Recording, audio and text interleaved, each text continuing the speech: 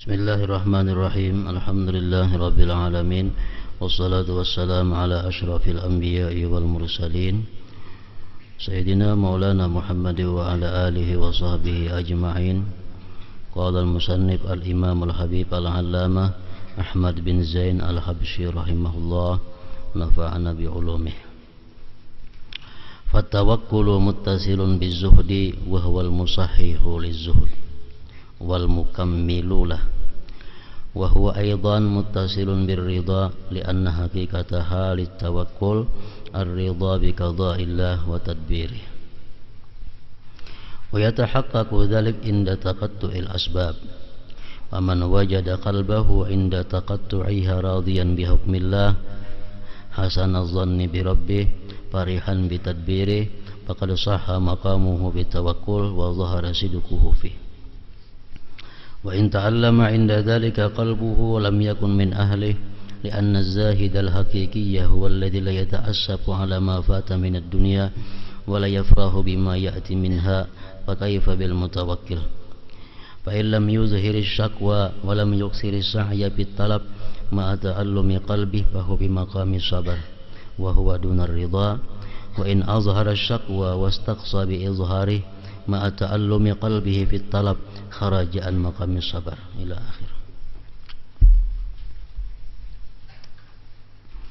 Makna dari kalam Al-Habib Ahmad bin Zain Al-Habsyi rahimahullah, nafa'ana bi ulumih.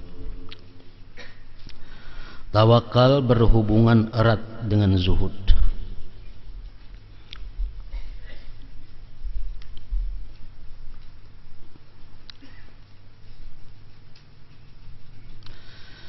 Tawakal akan memperkuat dan menyempurnakan zuhud.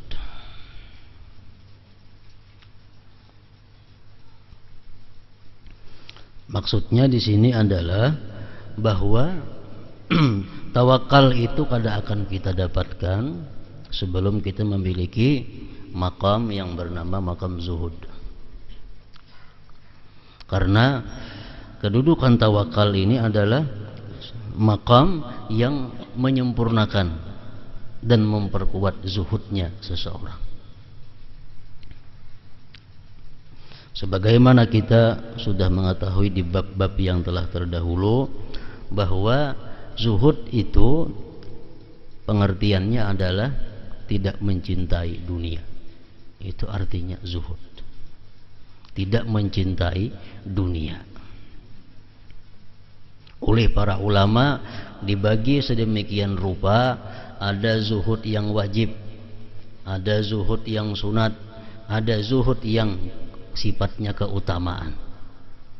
Nah, jadi setiap mukmin dan mukminah itu ada memiliki satu sifat zuhud, kada boleh tidak. Minimal sifat zuhud yang diwajibkan. Zuhud yang diwajibkan itu adalah meninggalkan dunia, tidak mencintai dunia yang membawanya kepada yang diharamkan oleh Allah atau yang melalaikan daripada mengerjakan yang difardukan oleh Allah.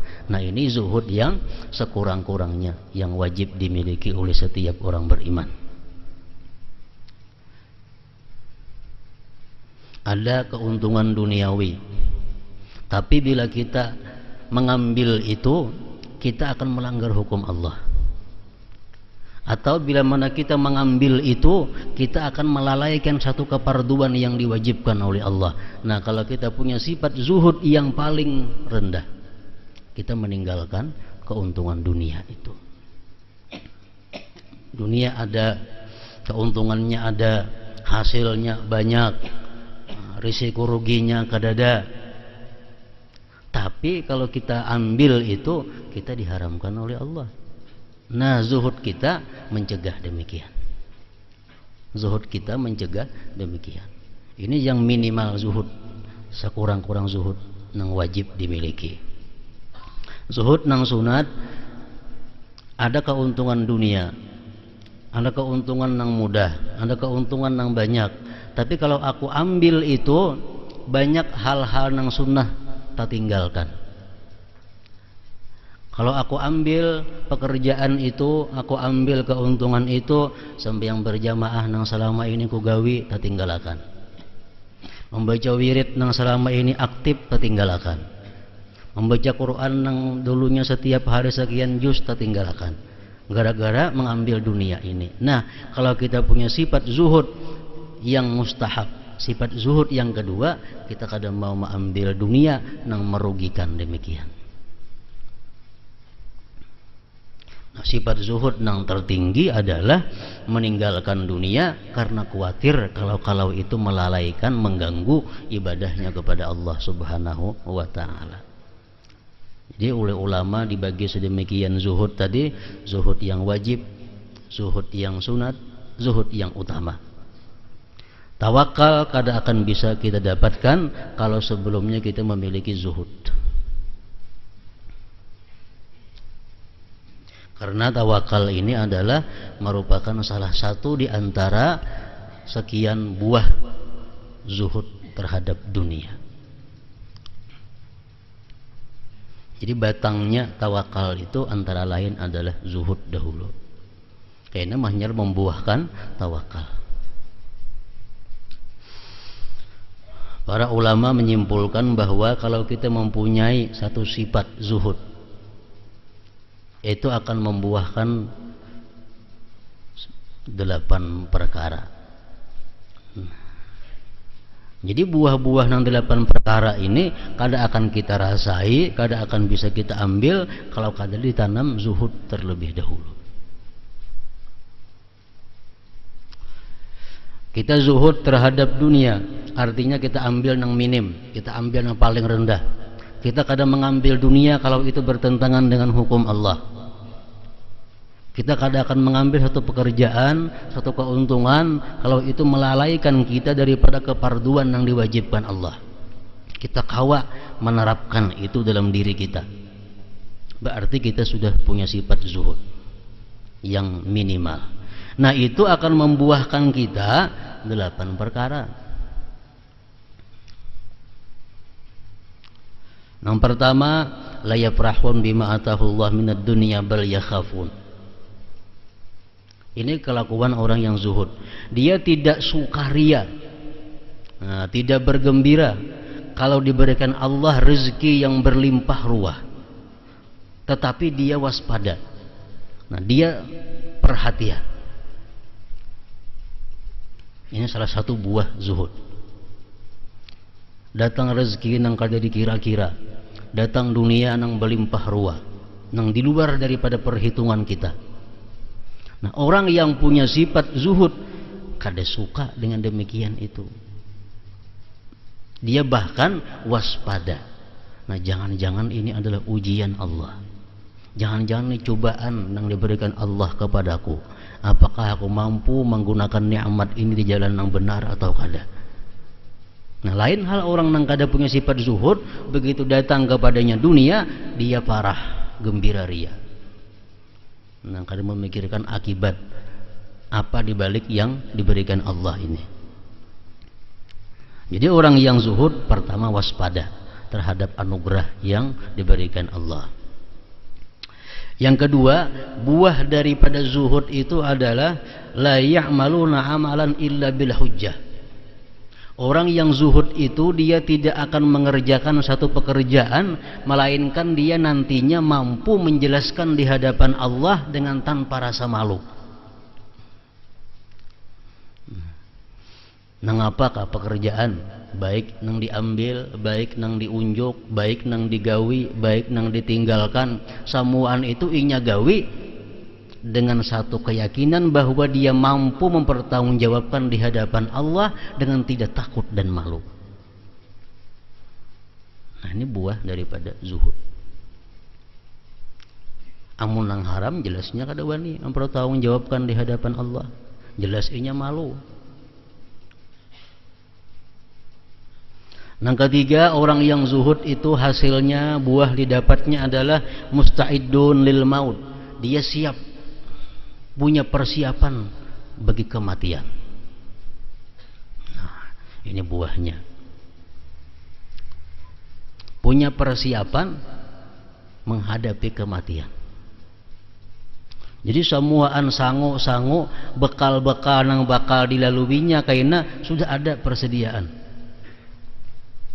Menghadapi sakaratul maut, menghadapi malaikat munkar nakir sudah disiapkan. Menghadapi himpitan kubur, menghadapi fitnah di dalam kubur sudah dia persiapkan. Menghadapi dihalau dibangkit dari kubur menuju padang mahsyar sudah dia persiapkan. Menghadapi perhitungan amal sudah dipersiapkan. Menghadapi titian siratal mustaqim sudah dipersiapkan. Nah, ini buah daripada zuhud. Kalau orang nang hubbud dunia, orang nang ragib lalawanannya zuhud, orang nang kada cinta dengan akhirat tetapi dia cinta dunia, kada sempat memikirkan itu. Kada sempat memikirkan apa kena menghadapi malakal maut, nah apa persiapan. Kada sempat memikirkan apa menghadapi munkar nakir dalam kubur. Kada sempat memikirkan apa nantinya yang bakal disiapkan menghadapi hari dibangkit menuju mahsyar. Kada sempat memikirkan apa persiapan karena ditanya oleh Allah mengenai perhitungan amal. Kada sempat memikirkan sanggup untuk meniti di jalan siratal mustaqim. Kada sempat. Kalau kita ragib gemar dalam dunia. Nah, orang zuhud sebaliknya. Zuhud itu musta'idun lil maut. Sudah siap, sudah punya persiapan untuk menghadapi kematian. Yang keempat, buah daripada zuhud, yuhibbuna wa yabghaduna fillah. Nah, orang yang zuhud ini dia mencintai sesuatu, mencintai seseorang, membenci sesuatu, membenci seseorang karena Allah.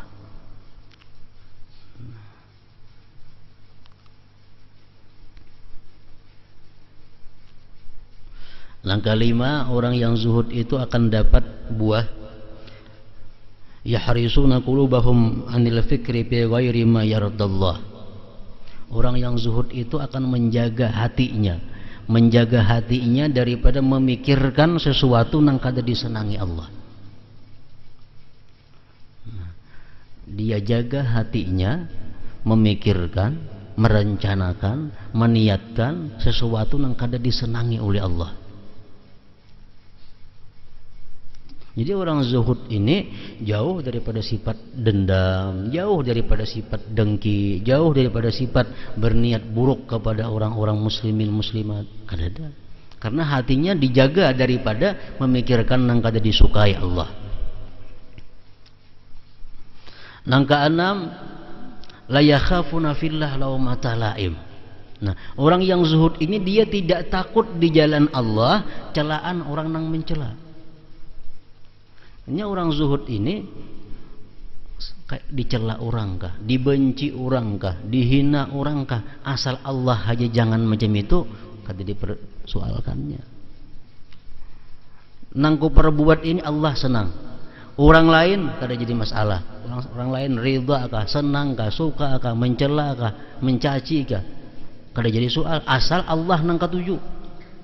Nah, ini buah zuhud. Kalau kita hubbud dunia, kita kada kawa demikian. Kenapa? Amun aku macam ini, kita berusia si pulan kada katuju dua aku, berusia kena si ini kada katuju lawan aku, berusia si itu kada katuju dua aku. Nah, banyak masalahnya karena pikirannya adalah dunia. Nah, orang yang zuhud pikirannya Allah. Dia tidak takut selama di jalan Allah celaan orang yang mencela. Yang ketujuh, buah zuhud adalah hammuhum hubbullah. Pikiran mereka, yang ada dalam pikiran mereka adalah kayak apa supaya Allah itu cinta kepada mereka. Yang dipikirkannya kayak apa supaya Tuhan itu cinta. Nah, yang ke-8, orang zuhud ini adalah as-siqah billah. Dia percaya, berpegang dengan Allah. Nah, iya, ini tawakal. Jadi tawakal ini buah daripada sekian banyak buahnya zuhud. Orang yang zuhud dia percaya dengan Allah, dia berpegang dengan Allah. Disinilah jalan datangnya tawakal, berserah kepada Allah Subhanahu wa ta'ala.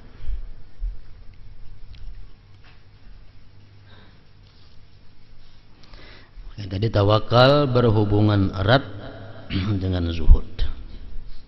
Tawakal akan memperkuat dan menyempurnakan zuhud.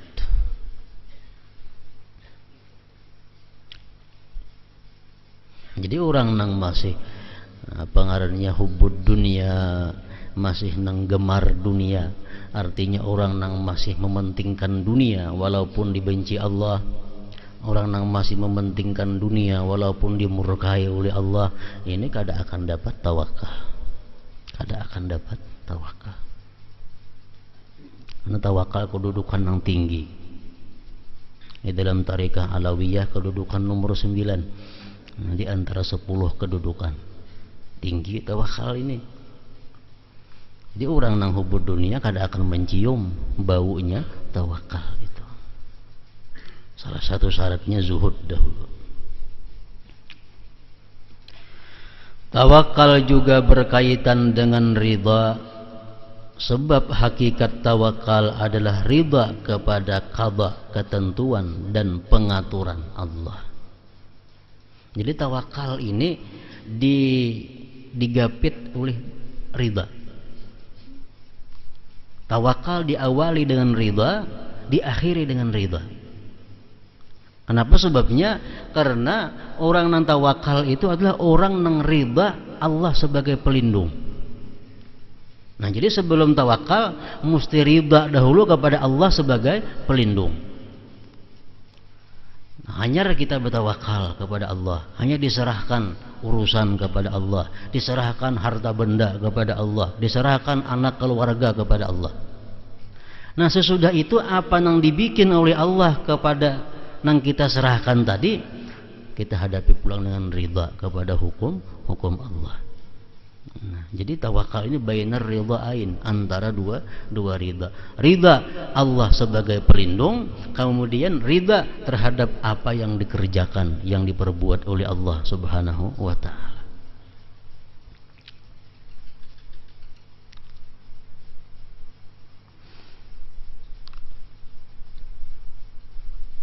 Dalam hukum fikih dicontohkan, kalau kita menitipkan barang kepada seseorang, dalam fikih dalam bab wadiah. Nah, ini contoh hubungan kita dengan Allah. Kita menitipkan barang kepada orang, berarti kita sudah riba orang ini sebagai yang menitipkan barang kita, yang memeliharakan barang kita. Kita titipkan barang nasabida 4 maandak. Kenapa begitu kita datang, anak kita ambil sepeda, mana sepeda semalam aku menitipakan lawan nikah, jadinya hilang. Jadinya hilang. Kawalah kita menuntut, kada kau menuntut. Hukum syariat mengatakan bahwa al-qaul, perkataan yang diambil perkataan orang yang dititipi. Kenapa? Karena dia diridai dari awal. Dia diridai dari awal. Kalau kita keberatan hilang, kenapa dari awal kita menitipkan ke situ? Nah, jadi orang menitipkan barang kepada kita, permata, duit, apakah? Hilang duitnya, memang hilang. Kita ada mengganti. Kalau dituntut oleh agama, kita mengganti. Kenapa? Karena yang menitipkan ini dari awal sudah memilih kita, sudah ridha kepada kita sebagai orang yang memeliharakan barangnya. Demikian juga halnya kalau kita menitipkan sesuatu kepada Allah, kita menyerahkan urusan kita kepada Allah, kemudian hasilnya kada sesuai dengan apa yang kita harapkan, kita kada boleh membahas, memprotes kepada Allah. Kita sudah ridha dari awal Allah sebagai wakil, sebagai orang yang dipercaya.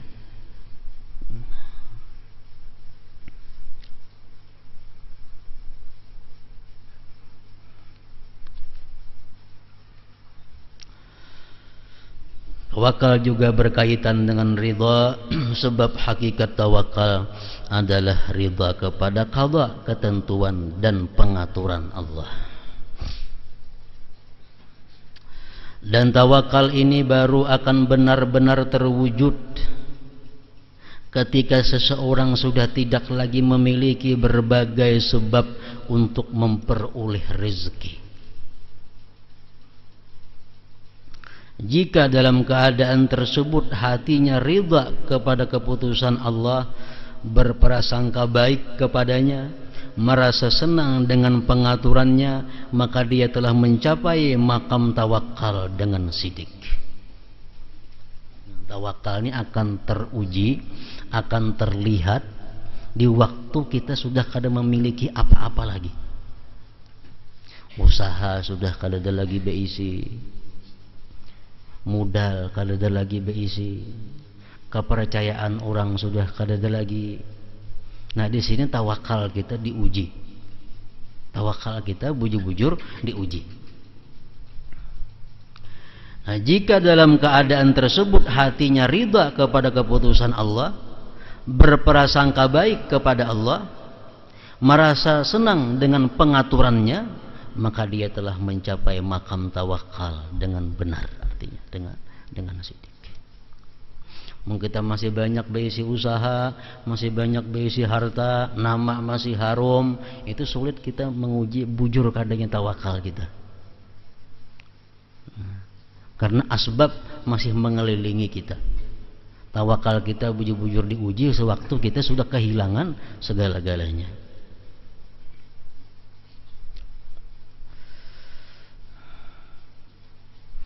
Akan tetapi jika dalam keadaan tersebut hatinya sakit,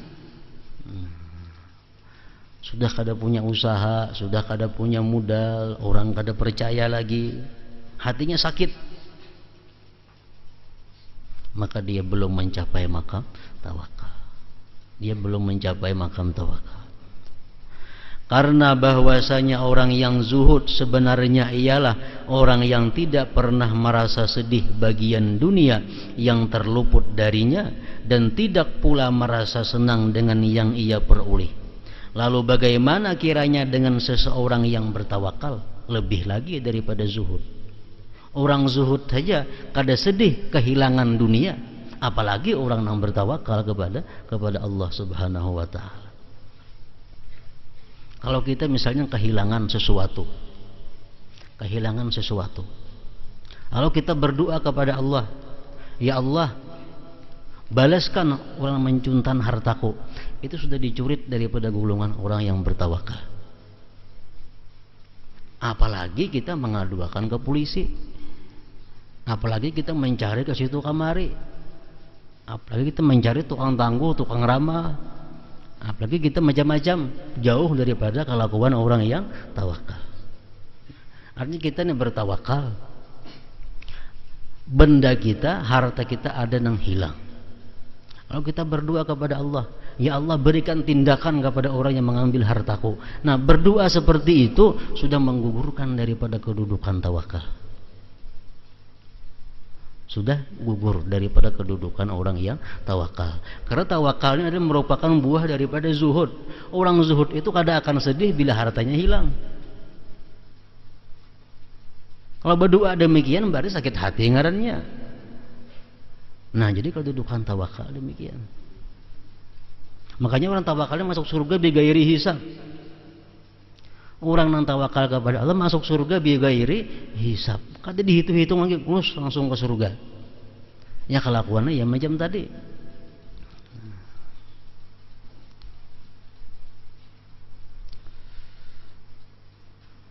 Dan melebihi daripada kedudukan yang zuhud.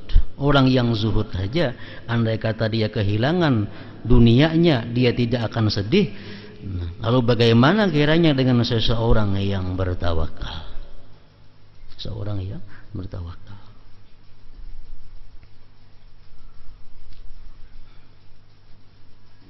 Sahal bin Abdullah At-Tustari kan diceritakan kepada kita, ada seseorang datang kepada Sahal mengadukan, wahai Sahal, malam tadi ulun kebongkaran rumah, dibongkar maling. Ya Sahal, napa-napa hilang, ini dinar, dirham, macam-macam hilang. Ya Sahal ikan bersyukur kepada Allah. Bingung, kenapa bersyukur kehilangan? Untung kada iman ikam di juntannya, untung kada tauhid ikam di juntannya, Untung amas permata dicuntan kada tauhid. Nang paling payah ini adalah orang nang sudah kehilangan harta macam-macam, tulak pulang ke tukang ramal, tulak pulang ke tukang dukun. Jadi dukun ini kada orang jauh, orang parak juga, dakwaan macam-macam laluan. Barangkali si A, si B, si C. Ini dicuntan dunia akhirat ngarannya. Ini kehilangan iman hilang, harta hilang. Kenapa? Ujar Nabi, siapa yang percaya kepada tukang ramal, kenapa? Ibadahnya ditolak sekian puluh hari. Jadi kalau mati kada beriman. Nah kan itu. Jadi timbul amas sudah hilang, pirak sudah hilang. Gitu tukang ramal pernah ambil tuh kada jauh, orang parak juga. Kalau sangkaan pembantu, sangkaan parak rumah, sangkaan itu ini. Suuzan bil muslimin jadinya buruk sangka kepada orang muslim. Nah ini yang jersa hal tadi untung. Ikam harta aja hilang tapi iman dan tauhid kada hilang.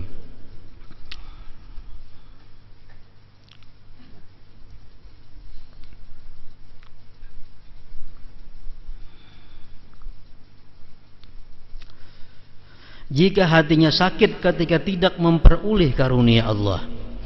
Jika hatinya sakit ketika tidak memperoleh karunia Allah, tetapi dia tidak mengeluh dan tidak berupaya untuk mencarinya, maka dia mencapai derajat sabar yang lebih rendah dari derajat ridha.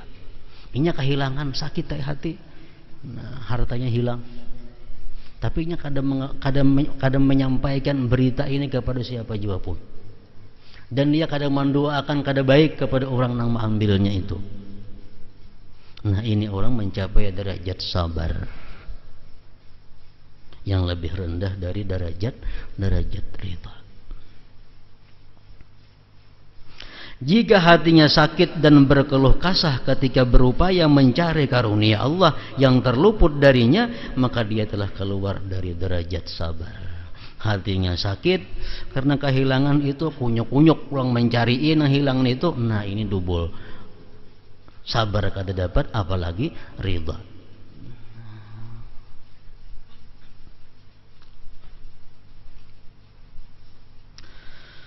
Seseorang yang telah benar-benar bertawakal kepada Allah, maka dia akan bersikap seperti seorang yang sakit di hadapan dokter yang ahli, yang bijaksana dan penuh kasih. Nang apa aja dokter kita mesti makuri. Nang apa aja dokter kita mesti hakun. Karena kita percaya dokter ini orang pintar, dokter ini orang ahli, orang berpengalaman, dan orang yang kada mau membahayakan pasiennya. Nah orang bertawakal kepada Allah seperti itu. Dalam segala keadaan ia akan percaya penuh kepada Allah, berprasangka baik kepadanya, dan ridha dengan pengaturan Allah subhanahu wa ta'ala.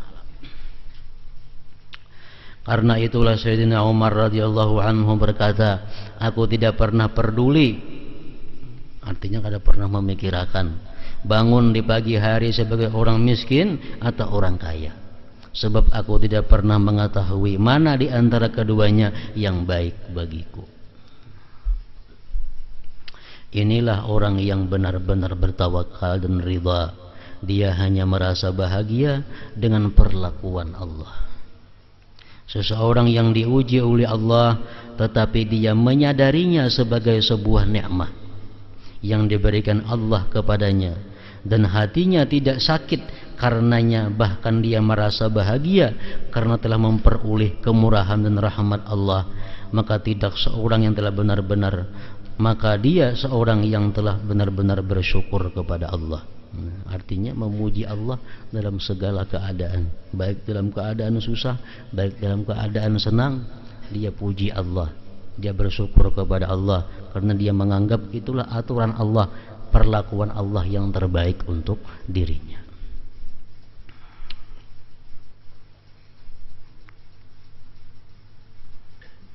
Disebutkan dalam ringkasan satu hadis yang artinya kan di akhirat itu ada manusia-manusia yang langsung masuk ke dalam surga. Kalau malaikat ahli surga bertanya penjaga surga, engkau sudahkah ditimbang amal? Jarab kelompok manusia ini, kami kada tahu timbangan amal. Engkam sudahkah melewati siratal mustaqim? Kami kada tahu siratal mustaqim. Kami adanya langsung di pintu surga. Nah, lalu siapakah engkau ini? Ujar malaikat, kami adalah umat Nabi Muhammad. Nah, apa amalan ikam? Nah, nahmadullah ala kulli hal. Yang pertama, amalan kami adalah memuji Allah atas tiap-tiap keadaan. Artinya bersyukur kepada Allah atas tiap-tiap keadaan. Keadaan susah, keadaan senang, keadaan sehat, keadaan sakit. Nah, ini lebih daripada segala-galanya. Kayak Sahal Tustari tadi, hilang harta, syukur, untung kada iman nah hilang. Nah, ada lagi mereka mengatakan bahwa kalau kita kehilangan sesuatu harta, nah kita mesti meyakinkan bahwa harta yang hilang itu adalah harta yang kada baik untuk kita, makanya dihilangkan Allah.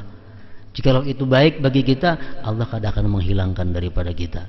Itu salah satu cara untuk bisa memuji Allah atas tiap-tiap keadaan, atas tiap-tiap keadaan.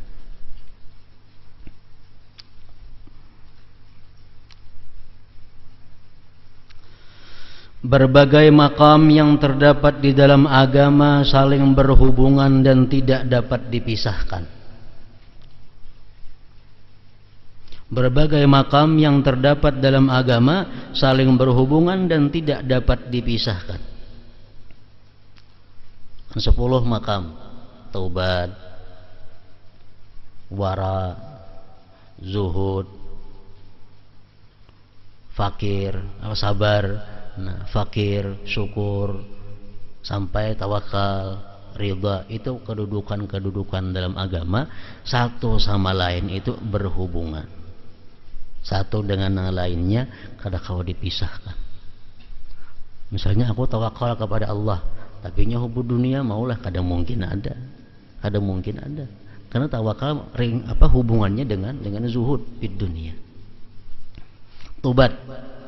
Ini makam yang pertama yang mesti dilalui oleh seseorang yang hendak makrifat kepada Allah, tobat. Nah, tobat ini artinya apa? Membersihkan diri dari segala dosa-dosa, baik yang pernah digawi atau yang kada pernah digawi. Pokoknya dibersihkan diri. Tobat. Nah, tobat ini kada akan bisa jalan, kada akan bisa lestari kalau kada wara. Nah, wara makam yang kedua. Wara ini apa artinya? Menjaga diri daripada hal-hal yang kada jelas halal haramnya. Menjaga diri daripada hal yang kada jelas halal haramnya. Ini wara. Supaya apa wara ini? Supaya tobat itu bisa terus menerus. Kalau kita kada begaduh halal haram, tobat ini kada kawa langsung, kada kawa terus menerus, pagat di tengah jalan. Nah, kita tobat, misal tobat daripada riba, tobat daripada zina, tobat daripada macam-macam. Nah, supaya ini kawan terus menerus tobat ini, kita mesti punya sifat wara. Wara ini artinya hati-hati, kada mau mengambil sesuatu yang kada jelas halal haramnya. Nah, kan ada hubungannya antara tobat dan wara. Antara tobat dan wara.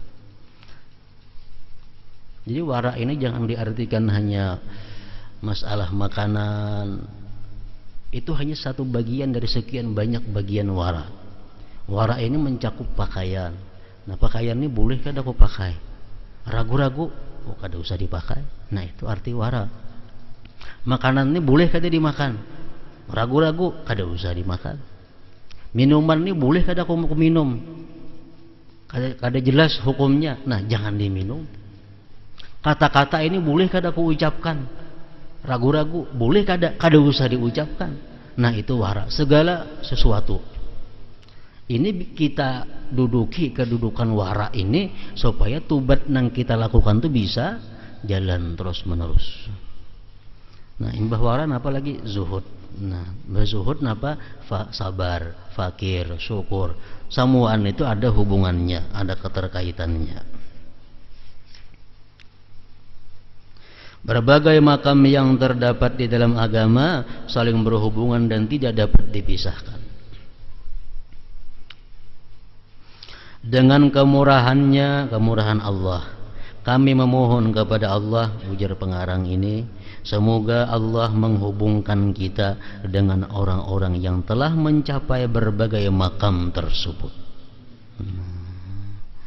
yaitu mereka yang menduduki makam itu dengan zauq, hal, derajat maupun sifat.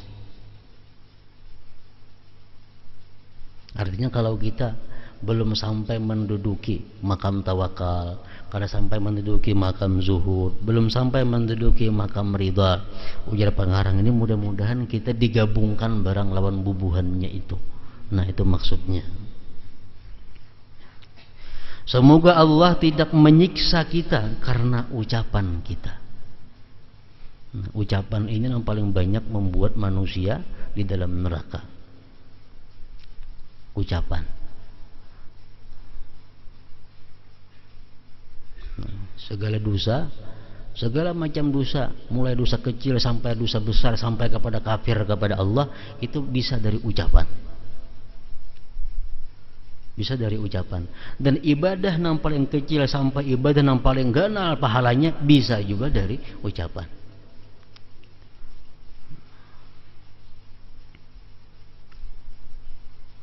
Sesungguhnya Dia Maha Pemurah.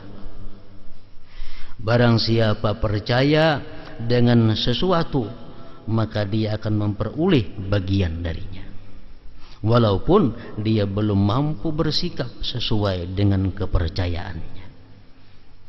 Kita membaca atau mendengar manakib, kisah-kisah sejarah orang-orang wali dahulu.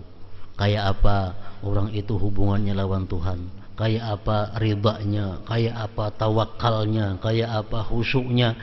Kita percaya. Nah, itu sudah untung percaya. Kita ada harapan bakal digabungkan lawan orang-orang yang kita percayai itu. Dikisahkan orang karamat Syekh Abdul Qadir Al-Jilani, ke ini. Kita percaya. Itu sudah satu keuntungan bagi kita. Ada harapan kita digabungkan nanti bersama Syekh Abdul Qadir Al-Jilani. Nah, kepercayaan itu. Kalau kita kada percaya, nah ini yang sulit. Keramat para wali, percaya aku. Nah, ini jauh. Kada paparakan jadi wali, mencium bau wali aja kada akan harapan. Sebagaimana ucapan Al-Imam Junaid rahimahullah, at-tasdiq bi ilmina hadza wilayah, membenarkan pengetahuan kami ini adalah sebuah derajat kewalian. Kita membenarkan dengan apa yang dijelaskan oleh para aulia. Kita mempercayai dengan apa yang dialami oleh para aulia. Nah, kita percaya itu sudah merupakan kewalian bagi kita. Sudah wilayah. Karena banyak kelakuan-kelakuan perilaku aulia-aulia Allah itu yang memerlukan pemahaman. Nah, bila kita bujur-bujur kada mengetahui tentang itu, kita kada percaya. Ada mungkin ditolak oleh akal. Ada di antara para wali yang kada makan 30 hari 30 malam. Nah, kita percaya demikian. Nah, kita akan dapat berkahnya daripada orang tersebut. Kita percaya bahwa Aqih Al-Muqaddam amalan sejin 100.000 kali sehari. Mungkin kita bayangkan dengan akal, kayak apa 100.000 sehari sidin membacaan itu. Maka sidin ma'ajar, maka sidin ka itu, mana sidin menerima tamu. Nah, kalau kita percaya, kita dapat berkah bagian daripada. Kalau kada percaya, kada dapat. Walaupun banyak kada sesuai dengan akal kita.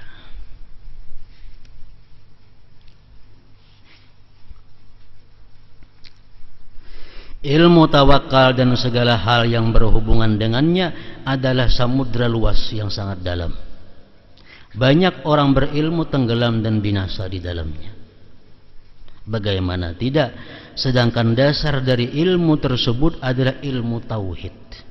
Tawakal dasarnya adalah la ilaha illallah.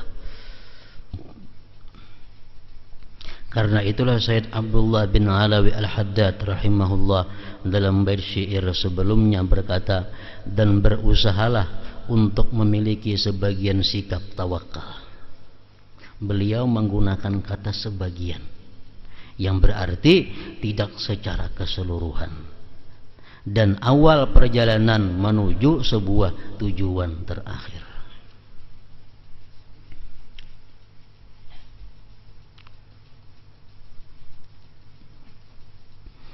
Jadi kita menduduki dudukan di bawah, kita kadakawa membaca atau menilai atau menghukumkan orang yang punya kedudukan di atas. Kita orang macam ini misalnya, datang harimau kepada kita, datang singa lawan kita, kita mesti buka, wajib kita buka, karena tawakal kita ukurannya hanya ingat situ aja, jangan kada buka. Nah, kita melihat ada orang nang kau membujuki singa, membujuki harimau, nah mungkin tawakalnya sudah sampai ke itu. Nah jadi kedudukan seseorang dengan seseorang itu kada sama, dan kadakawa saling menghukumkan antara A dengan si B sesuai dengan kedudukan tawakalnya. Ada orang nang musafir kada pakai sangu, kada pakai ungkos, ada jadi masalah karena kedudukannya sampai, keyakinannya sampai demikian. Kayak kita kada wani kada bawa ungkos, jangan hendak kada bawa ungkos, haram jadinya. Karena ilmu keyakinan tawakal kita kada cukup menyamai orang nang di atas itu.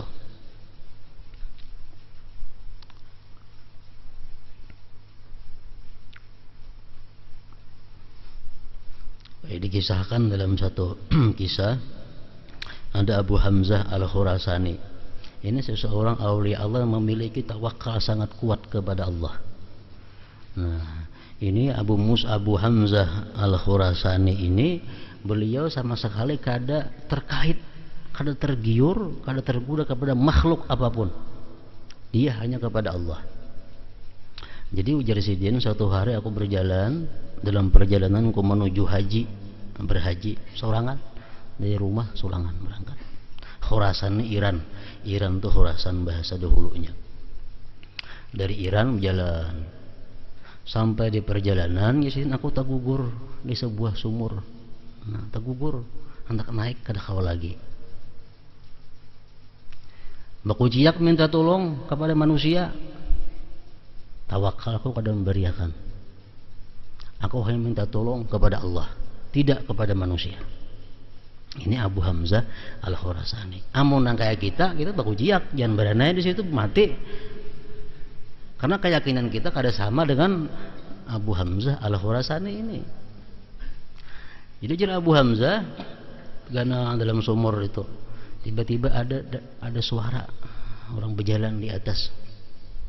Nah, hendak minta tolong, lawan berjalan di atas, tawakal kau pada memberiakan. Lawan Allah aja minta tolong, jangan lawan yang berjalan itu. Jadi sampai begitu nang berdua berjalan melihat lubang, bapak antir saya pun lawan nang kawan. Nah ini lubang nih, tapali. Kalau orang terberusuk kena ngalih di sini. Nah, ujar nang kawan nih. Jadi jar Abu Hamzah, hendak aku baku jiak, lawan Allah aku supan. Apapun jadinya aku berani Allah Ta'ala aja aku minta pertolongan. Tapali ya, nah, tapali lubang tadi. Kalau nanti tergugur orang lewat di situ, ditapali. Nah, sampai satu malam Sidin, malam berikutnya ada nama harukakan. Akhirnya terbuka jalan. Maka Yokuta naik, sekalinya serigala nama Yokutakan itu. Harimau nama harukakan tanah itu. Nah kalau kita pikir apa mestinya harimau ini membinasakan manusia tadi yang menyelamatkan Sidin, tapi sebaliknya harimau inilah yang menyelamatkan Abu Hamzah Al-Khurasani ini. Nah ini orang nang bujur-bujur tawakalnya penuh hanya kepada Allah Subhanahu wa Ta'ala, dan kadang minta pertolongan kepada manusia juga pun. Nah, tingkatan tawakal yang sudah tertinggi.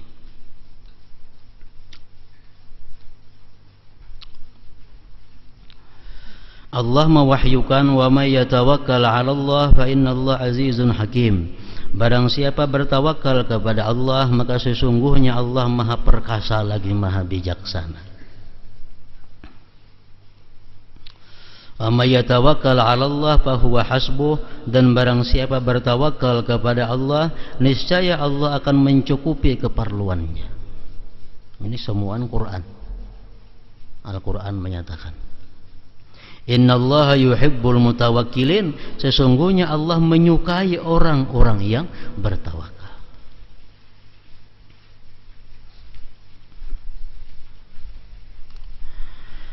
Sebelumnya telah dijelaskan bahwa tawakal adalah bersandarnya hati kepada Allah tanpa sedikit pun merasa gelisah ketika tidak memperoleh berbagai karunia duniawi. Barang siapa mengetahui bahwa Allah adalah pencipta segala sesuatu, yang maha mengetahui segala hal yang dapat mensejahterakan dan membahagiakan ciptaannya, kemudian menyadari bahwa dirinya bodoh dan tidak mampu mengatur segala sesuatu dengan benar, maka dia pasti akan bertawakal kepada Allah. Termasuk doa Nabi kita apa?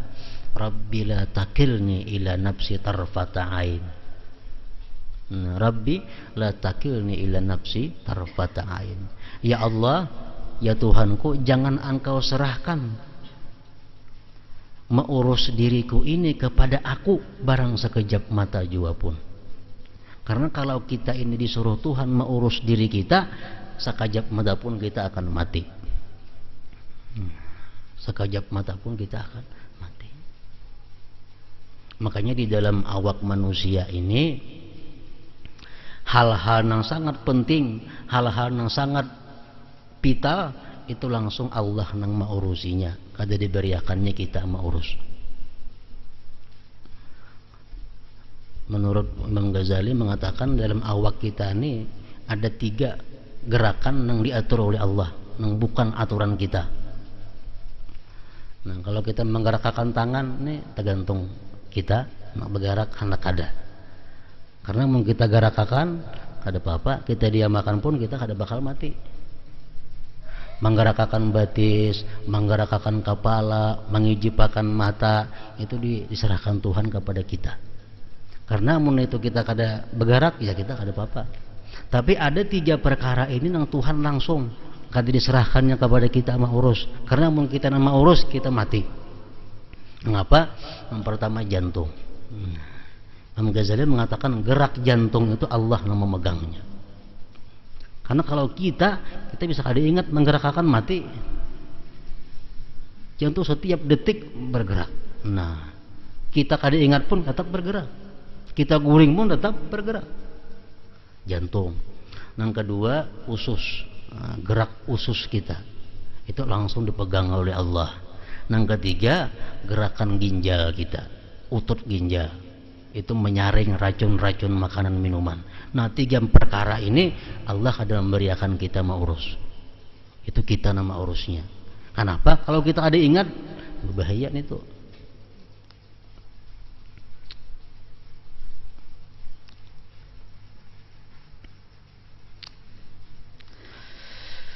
Bagaimana tidak bertawakal sedangkan Allah telah memerintahkannya untuk berbuat demikian? Allah mewahyukan la ilaha illahu fattakhizhu wakila. Tidak ada Tuhan kecuali Dia, maka jadikanlah Dia sebagai wakil pelindung. Dalam ayat di atas dijelaskan bahwa perlindungan hanya dapat diberikan oleh Tuhan, sebab Dia pencipta yang maha penyayang, yang maha mengetahui segala yang terbaik bagi makhluknya. Allah mewahyukan ala ya'lamu man khalaq wa huwal latiful khabir. Apakah Allah yang menciptakan itu tidak mengetahui? Tentu mengetahui artinya. Yang kamu zahirkan dan rahasiakan, dan Dia maha lembut dan maha mengetahui. Tawakal tidak lain adalah menyerahkan kendali urusanmu kepada Allah. Tawakal membuatmu bersandar kepada Allah. Allah lah yang telah menciptakan dan memberimu ilham untuk bertawakal. Kita ini bertawakal kepada Allah, Allah juga memberi ini tuh.